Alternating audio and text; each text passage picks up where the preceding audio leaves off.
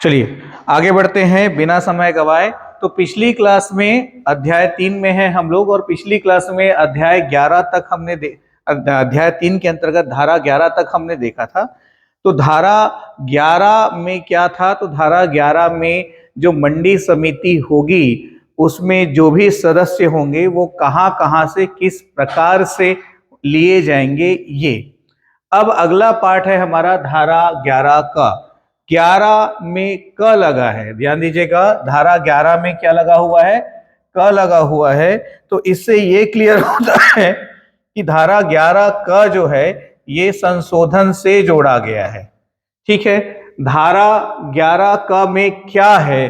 तो इसमें मुख्य रूप से आरक्षण है।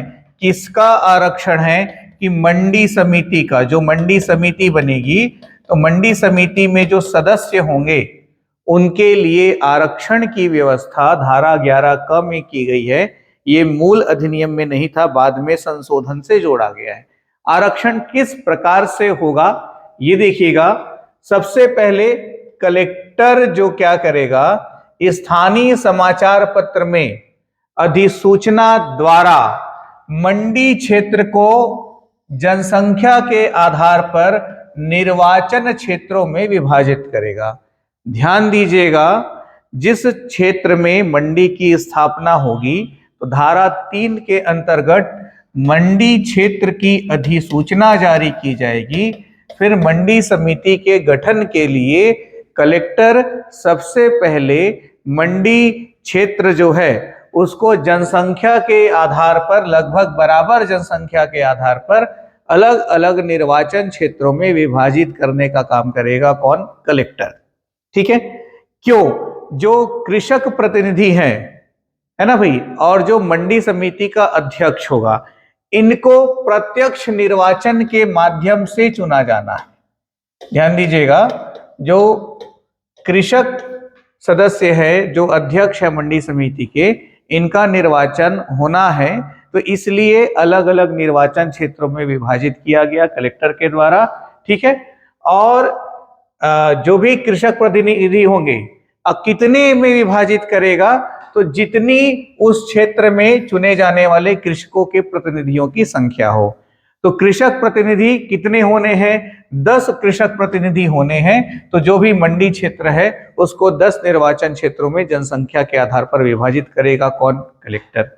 फिर देखेंगे जो विभाजन होगा उसमें एसटी एससी के लिए, एसटी ये हुआ और एससी ये हुआ, तो एसटी एससी के लिए स्थान आरक्षित रखे जाएंगे। आरक्षण में जनसंख्या का जो स्लैब है जो पंचायत में लागू होता है वही लागू किया जाएगा।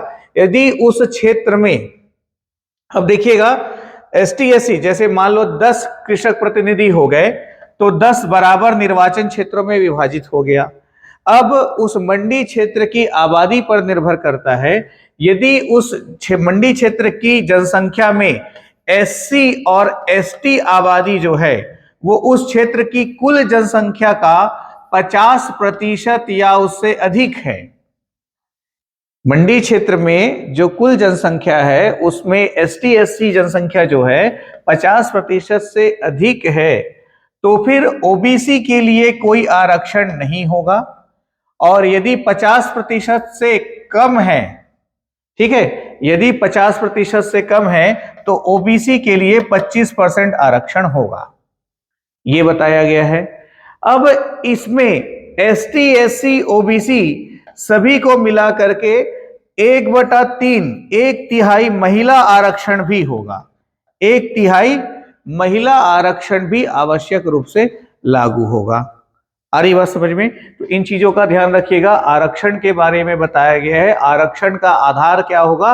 तो आरक्षण का आधार होगा जनसंख्या। तो जनसंख्या के अनुपात से आरक्षण लागू होगा। तो यदि कुल जनसंख्या में 50% जनसंख्या एसटी एससी है तो ओबीसी आरक्षण नहीं होगा। यदि 50% से कम है तो 25% ओबीसी आरक्षण होगा। और इन सभी आरक्षण में 1/3 महिला आरक्षण होगा। मतलब एसटी एससी ओबीसी सभी को मिला करके, जैसे यहां पर आपका 10 पद है तो 10 का 1/3 तो लगभग, तो 3 पद जो हैं, 3 सदस्य जो हैं अनिवार्य रूप से महिला सदस्य होने चाहिए। इस तरह से आरक्षण की व्यवस्था की गई है। तो ये आरक्षण वाला पार्ट हुआ। ठीक है, आरक्षण वगैरह का भी जो निर्धारण है यह सब भी कलेक्टर द्वारा जो लाट पद्धति होता है उससे किया जाएगा। ठीक है, तो यहाँ पर जो होल सोल करता धरता है वो कौन है, तो वो जिले का कलेक्टर है। कलेक्टर जो है करता धरता है, ध्यान रखिएगा। अब धारा 11 का ख, ये भी संशोधन से ही जुड़ा है। पहले धारा 11 क में हमने क्या देखा, आरक्षण देखा। अब इसमें हम क्या देख रहे हैं, मत देने के लिए, मतलब निर्वाचन में वोटिंग कौन करेगा और प्रतिनिधि बनने के लिए जो व्यक्ति कृषक सदस्य वगैरह हो सकते हैं उनके लिए अर्हताएं, दूसरे शब्दों में इसको मैं कहता हूं योग्यताएं। ठीक है, तो योग्यताएं या अर्हताएं जो होंगी ये, तो ध्यान रखना है धारा 11 ख का विषय क्या है। तो धारा 11 ख में मतदान एवं प्रतिनिधि होने के लिए योग्यताएं या अर्हताएं को बताया गया है, ध्यान रखिएगा। तो अब देखिएगा, प्रत्येक ऐसा व्यक्ति जिसका नाम ग्राम के भू अभिलेख में भूस्वामी के रूप में प्रविष्ट है, मतलब जमीन का मालिक है, कहां, ग्राम के भू अभिलेख में। ठीक है, उस मंडी क्षेत्र में मामूली तौर पर निवास करता है, मूल रूप से निवास नहीं भी करता हो तो मामूली तौर पर भी निवास करता है तो चलेगा। 18 वर्ष की आयु पूरी कर ली गई है और इस अधिनियम और उसके अधीन बनाए गए नियमों के अधीन तैयार की गई मतदाता सूची में उसका नाम है। ध्यान रखिएगा, क्या क्या, मूल आंशिक रूप से या मामूली तौर पर उस मंडी क्षेत्र में निवास करता हो और पंचायत के भू अभिलेख में उसके नाम से जमीन हो, 18 वर्ष की आयु पूरी कर चुका हो और मतदाता सूची में उसका नाम हो। ठीक है, ये व्यक्ति जो है मतदान के लिए पात्र होगा, मतदाता के रूप में वो वोट दे सकता है। कृषकों के प्रतिनिधि के निर्वाचन में मत देने के लिए अर्हित होगा कौन, जिसके पास ये जो 4 पॉइंट्स है, ये अर्हता जिनके पास है। अब ध्यान दीजिएगा, कोई भी जो मतदाता है वो एक से अधिक निर्वाचन क्षेत्रों में मत देने के लिए पात्र नहीं होगा। कोई भी जो मतदाता है वो एक से अधिक निर्वाचन क्षेत्रों में मत देने के लिए पात्र नहीं होगा। ध्यान रखिएगा, बात समझ में आ रही है। तो कोई भी मतदाता एक से अधिक निर्वाचन क्षेत्रों में वोटिंग नहीं कर सकता, इसको ध्यान रखिएगा, बहुत महत्वपूर्ण बिंदु है। एग्जाम में किसी भी प्रकार से इसको शामिल किया जा सकता है। ठीक है, अब ये हुआ मतदाता के लिए। फिर प्रतिनिधि के लिए, कृषक प्रतिनिधि बनने के लिए जो अर्हताएं हैं वो क्या होंगी, तो देखिएगा, अब ये सब एग्जाम में ऑब्जेक्टिव फॉर्मेट में पूछे भी जा सकते हैं पूरी तरह से कि इनमें से क्या मतदाता होने के लिए आवश्यक है, या इनमें से कौन मतदाता नहीं हो सकता, या कृषक प्रतिनिधि होने के लिए अर्हताएं में क्या शामिल है, क्या शामिल नहीं है। इस प्रकार से प्रश्नों को पूछा जा सकता है। तो कृषकों का प्रतिनिधि निर्वाचित होने के लिए अर्हित होगा तब उसका नाम मंडी क्षेत्र की मतदाता सूची में शामिल है और वह कृषक है। तो पहली बात तो यह है कि जो पहले तो उसको मतदाता होना पड़ेगा, मतदाता होगा तभी वो कृषक प्रतिनिधि के लिए योग्य होगा। तो मंडी क्षेत्र की मतदाता सूची में सम्मिलित है उसका नाम और वह कृषक है, और किसी भी प्रकार से निर्वाचन के लिए उसको निर्हरित नहीं किया गया है, मतलब उसको पूर्व में कभी किसी निर्वाचन के लिए अयोग्य नहीं ठहराया गया है। तो यदि पहले कभी उसको अयोग्य ठहराया गया है तो वो कृषक प्रतिनिधि निर्वाचित होने के लिए पात्र नहीं होगा, और 1 वर्ष में कम से कम एक बार, पिछले 5 वर्षों में कम से कम 5 बार अपनी कृषि उपज को मंडी में क्या कर रहा हो, कृषि उपज मंडी में विक्रय करता आ रहा हो, बेचता आ रहा हो, तो मूल मंडी में या मंडी प्रांगण में या कहीं पर भी। ठीक है, तो प्राथमिक कृषि सहकारी समिति में विक्रय की हो, मतलब अपनी उपज को बेचते आया हो, कम वर्ष में कम से कम एक बार और 5 वर्ष में कम से कम 5 बार। ठीक है, ये एक बार कम से कम वाली बात इसलिए हुई कि कई किसान ऐसे होते हैं जो 2 फसल लेते हैं, कभी 3 फसल भी होता है, दलहन तिलहन वगैरह भी होता है। ठीक है, तो इसलिए ये बात कही गई। तो कम से कम वर्ष में एक बार अपना कृषि उपज प्राथमिक कृषि सहकारी समिति को बेचता हो, विक्रय करता हो, और 5 वर्ष में कम से कम 5 बार। ठीक है, तो जिस व्यक्ति को अयोग्य ठहराया गया है वो कृषक प्रतिनिधि होने के लिए योग्य नहीं होगा। ठीक है, यदि पंचायती राज अधिनियम के अंतर्गत भी किसी व्यक्ति को अयोग्य ठहराया गया है तो वो कृषक प्रतिनिधि बनने के लिए योग्य नहीं होगा, ये बताया गया है। ठीक है, और कोई भी व्यक्ति ध्यान दीजिएगा, एक से अधिक मंडी समिति या निर्वाचन क्षेत्र से निर्वाचन के लिए पात्र नहीं होगा। तो यहां पर कोई भी जो व्यक्ति है वो एक से अधिक निर्वाचन क्षेत्र के लिए पात्र नहीं होगा, और यदि एक से अधिक निर्वाचन क्षेत्र से निर्वाचित हो भी जाता है तो 30 दिन के अंदर ध्यान दीजिएगा, 30 दिन के अंदर उसको एक सीट को, एक जगह को छोड़ना होगा। ठीक, अब देखते हैं अध्यक्ष तथा उपाध्यक्ष का निर्वाचन। तो एक चीज तो पहले आप माइंड सेट कर लीजिए, अध्यक्ष का जो निर्वाचन है वो प्रत्यक्ष है और उपाध्यक्ष का जो निर्वाचन है वो अप्रत्यक्ष है। ठीक है, तो जैसे कृषक प्रतिनिधि के लिए निर्वाचन होगा, वोटिंग होगी, वैसे ही अध्यक्ष के लिए भी निर्वाचन होगा, वोटिंग होगी।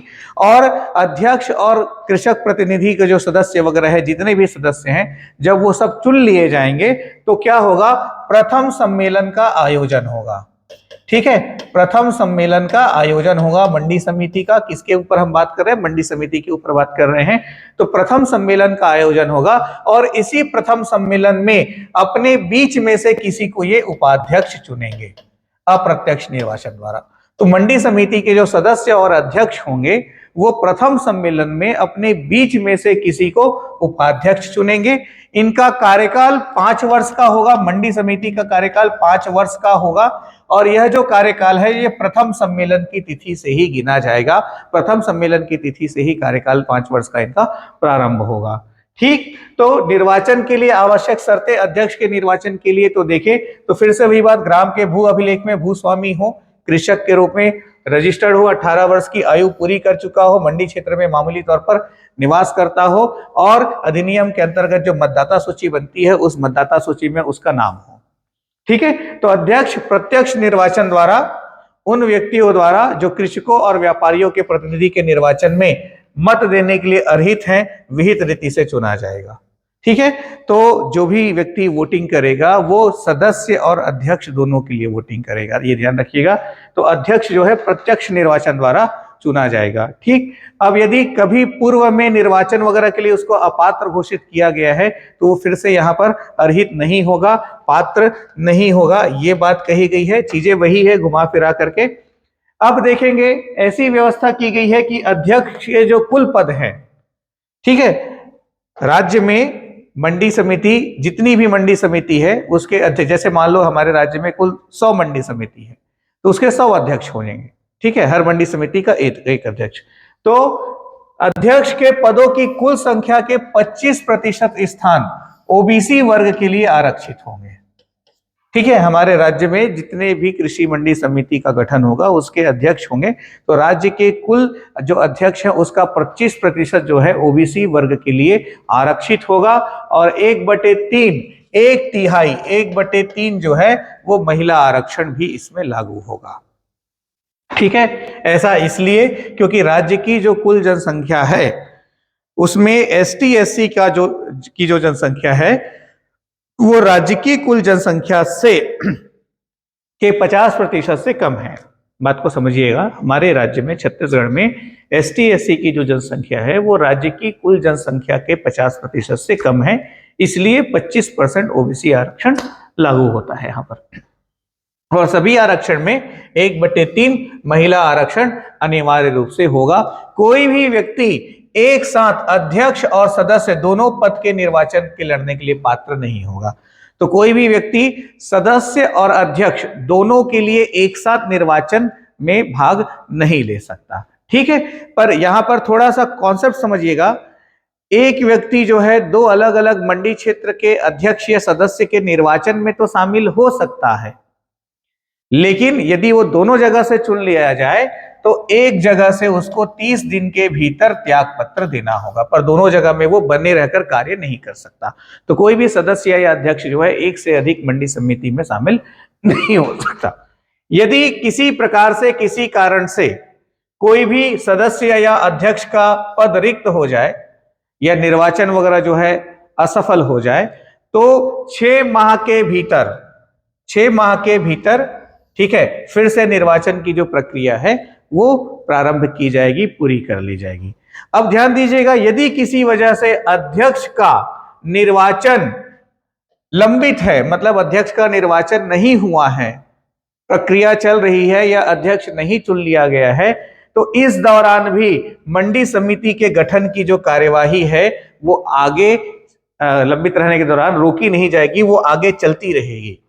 मतलब मंडी समिति के गठन का जो काम है वो चलता रहेगा, अध्यक्ष का निर्वाचन नहीं हुआ है तो भी। यदि किसी कारण से अध्यक्ष का निर्वाचन नहीं हुआ या असफल हो गया तब की बात है, ठीक है।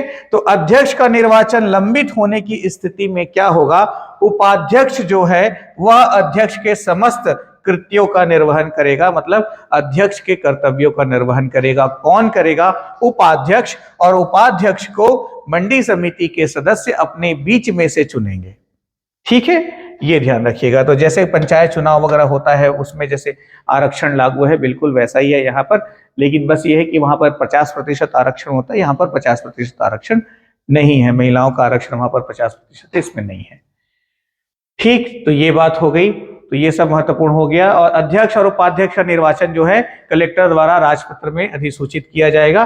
तो जैसे ही निर्वाचन वगैरह संपन्न होता है उसकी अधिसूचना राजपत्र में प्रकाशित की जाएगी और उसके 30 दिन के भीतर प्रथम सम्मेलन बुलाया जाना है, ठीक है। 30 दिन के भीतर प्रथम सम्मेलन बुलाया जाना है। प्रथम सम्मेलन में क्या होगा, तो पहले तो शपथ ग्रहण होगा और उसके बाद जो भी जिसको भी उपाध्यक्ष चुनना है अप्रत्यक्ष रीति से उपाध्यक्ष का निर्वाचन होगा, ठीक। अब धारा 12 का देखिए, धारा 12 का में क्या बताया गया है, अभिलेखों तथा संपत्ति का कब्जा लेना। तो इसमें कलेक्टर को यह पावर दिया गया है कि मंडी समिति के किसी भी पुस्तक या अभिलेख की जांच वो करवा सकता है, कर सकता है, और करवाने के लिए उप निरीक्षक से के पद या उससे ऊपर, उप निरीक्षक या उसके ऊपर के पद के किसी भी अधिकारी को कलेक्टर जो है अधिग्रहित कर सकता है, आदेशित कर सकता है, किसके लिए, मंडी समिति के अभिलेख तथा संपत्ति की जांच के लिए या उस पर कब्जा लेने के लिए कलेक्टर अपने आदेश द्वारा ऐसा कर सकता है। ये धारा 12 का में बताया गया है। धारा 13 की बात करते हैं। धारा 12 अत्यंत महत्वपूर्ण है। धारा 12 में बहुत सारी चीजें हमने देखी। धारा 13 देखिएगा, प्रथम सम्मेलन की बात मैं आपको बता चुका हूं। अध्यक्ष, उपाध्यक्ष तथा सदस्य की पदावधि ये भी मैं आपको बता चुका हूं, 5 वर्ष का कार्यकाल होगा और प्रथम सम्मेलन से उस तिथि को चुना जाएगा। उसके द्वारा त्यागपत्र और उनके पद में रिक्ति। तो जो अध्यक्ष और सदस्य होंगे वो अपना पद त्यागना चाहते हैं तो अपना त्यागपत्र किसको सौंपेंगे, तो कलेक्टर को सौंपेंगे। ये ध्यान रखिएगा, त्यागपत्र किसको सौंपेंगे, तो त्यागपत्र वो सौंपेंगे किसको, कलेक्टर को। किसको सौंपेंगे, कमेंट करके आप लोग मुझे बताएं। त्यागपत्र किसको सौंपेंगे, कलेक्टर को सौंपेंगे। और कलेक्टर को सौंपने से ही त्यागपत्र पद का त्याग हो गया ऐसा आवश्यक नहीं है, जब तक कलेक्टर उस त्यागपत्र को स्वीकार ना करे, ठीक है। तो वह पद किस तिथि से रिक्त समझा जाएगा, जिस तिथि को उस त्यागपत्र को कलेक्टर द्वारा स्वीकार किया जाएगा, ठीक है।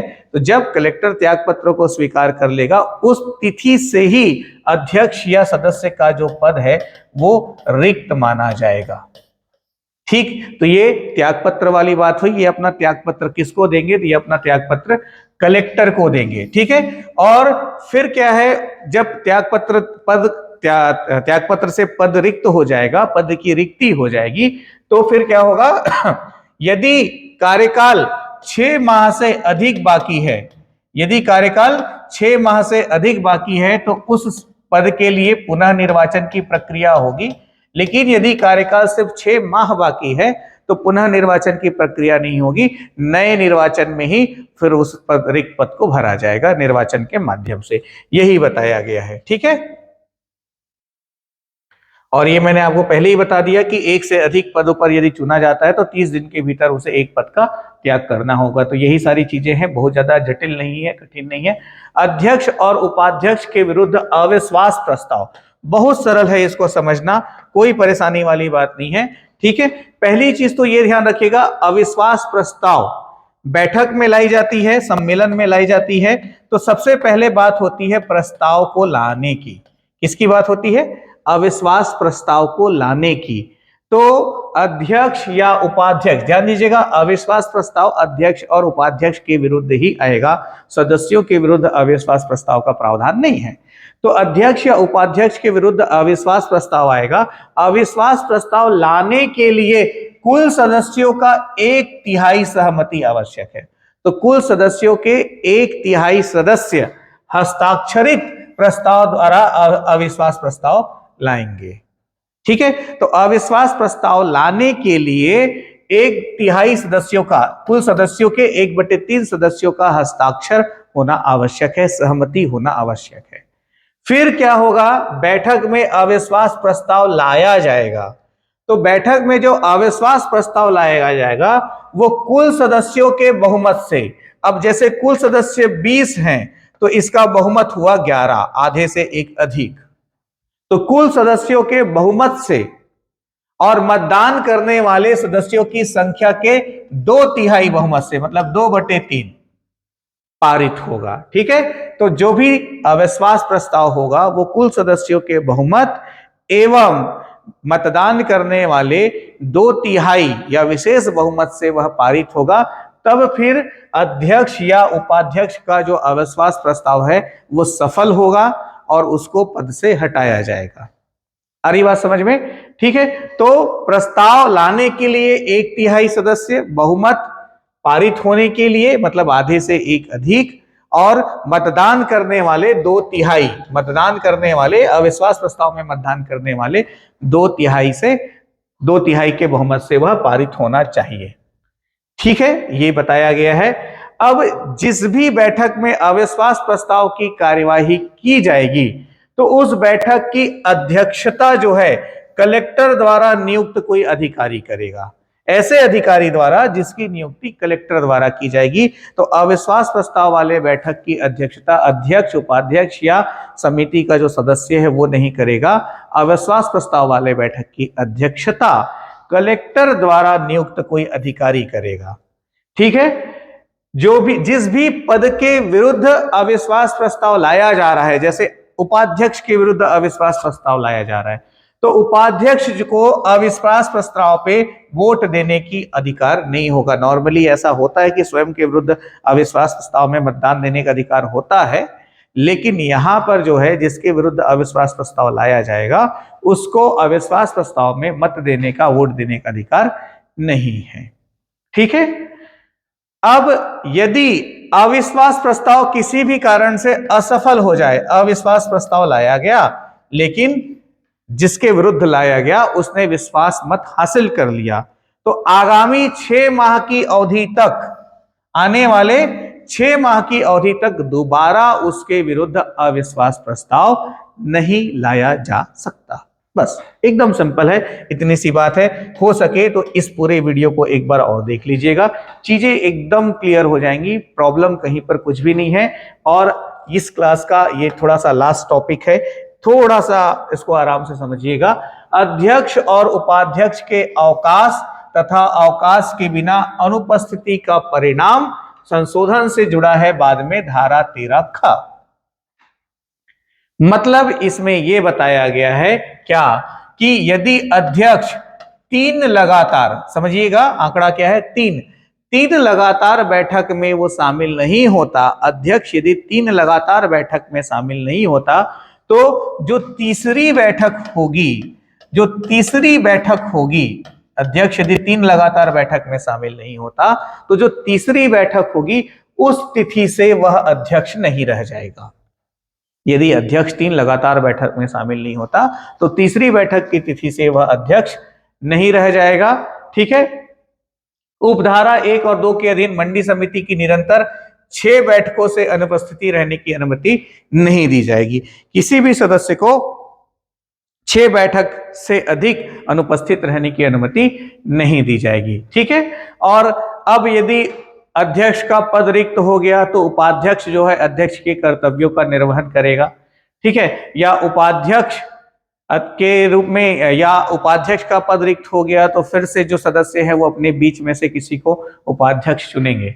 ठीक है, तो ऐसे सदस्यों का चुनाव किया जाएगा जो उस कार्य को करें। यदि धारा 13 ग संशोधन से जुड़ा हुआ है, नए अध्यक्ष या उपाध्यक्ष को कार्यभार सौंपने से इंकार, जैसे त्यागपत्र द्वारा या अविश्वास प्रस्ताव से अध्यक्ष या उपाध्यक्ष का पद रिक्त हो गया, उसको हटा दिया गया, ठीक है, तो यदि वो कार्यभार सौंपने से इंकार करता है, मना करता है ना, जो भी नियम है उसको पालन करने से, क्योंकि ऐसा होता है, ऐसे विवाद उत्पन्न होते रहे हैं, इसीलिए इन संशोधनों की आवश्यकता हुई है। आपको मैं ये भी बता दूं, इस तरह के अधिनियम में बहुत संशोधन होते रहते हैं, हर साल 1-2 संशोधन हो जाते हैं, ठीक है, ये ध्यान रखिएगा। तो नए अध्यक्ष या उपाध्यक्ष को कार्यभार सौंपने से इंकार, धारा 13 ग, ये बाद में संशोधन से जुड़ा है, ठीक है। तो कोई भी अधिकारी बहिर्गामी अध्यक्ष या उपाध्यक्ष जैसी भी स्थिति हो, लिखित में आदेश द्वारा उसके पद का कार्यभार मंडी समिति के समस्त अभिलेख, कोष, संपत्ति, सब कुछ जो कुछ भी उसके कब्जे में है, वो सब कुछ तत्काल सौंपना है उसको, और सौंपने के लिए उसको तत्काल निर्देश दिया जा सकता है अधिकारी द्वारा, ठीक। तो बिल्कुल सौंपना ही होगा, ये हैंडओवर नहीं करते हैं तो समस्या होती थी, इसलिए संशोधन से इसको बाद में जोड़ा गया है। तो इस प्रकार अध्याय 3 यहां पर हमारा समाप्त हुआ। बोलो लखन सिया रामचंद्र की जय। एक कथा और प्रवचन जैसी बात है, ठीक है। अध्याय 4 के ऊपर अभी थोड़ी देर में मैं अपनी अगली क्लास रिकॉर्ड करके आप लोग के लिए अपलोड करूंगा। अब देखिएगा, थोड़ी देर का मतलब 10-15 मिनट, आधा घंटा, 1 घंटा नहीं होता है। थोड़ी देर का मतलब होता है कि जैसे अभी एक वीडियो अपलोड हुआ तो शाम को दूसरा अपलोड होगा। और निश्चिंत रहिए, असंभव बिल्कुल नहीं है। जिस प्रकार से मैं बता रहा हूं, मैंने अंतिम समय इसीलिए चुना था ताकि दोबारा रिवीजन की आवश्यकता ना हो और समय का सही उपयोग करके आप आराम से क्वेश्चंस का आंसर सेलेक्ट कर लो। जो आपका जैसे 25 को एग्जाम है तो 23 तारीख को और 24 तारीख को ध्यान दीजिएगा, 23 फरवरी को और 24 फरवरी को मैं आपको टाइमिंग अभी से बता देता हूं।